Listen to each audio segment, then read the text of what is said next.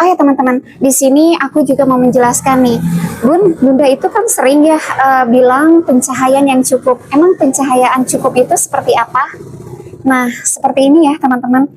Teman-teman nanti bisa coba di rumah. Ini aku ambil dari pengalaman aku sendiri ya. Teman-teman coba tanaman teman-teman itu simpan di satu tempat yang sekiranya buat teman-teman itu cocok.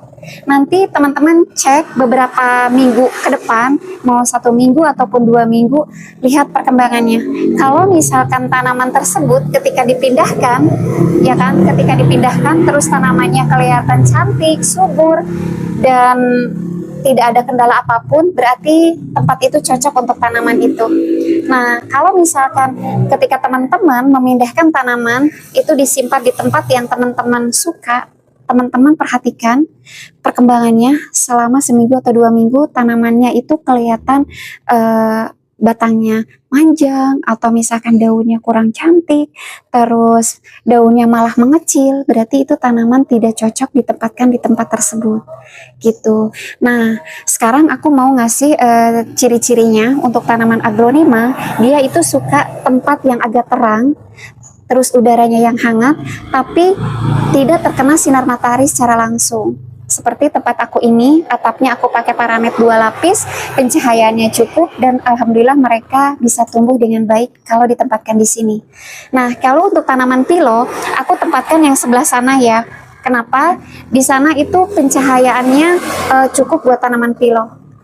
Pertama, dia nggak kena sinar matahari secara langsung. Terus yang kedua, itu paranetnya sekitaran 1 lapis, dan sebelahnya nggak kena paranet gitu, tapi dia tetap terhindar dari sinar matahari secara langsung.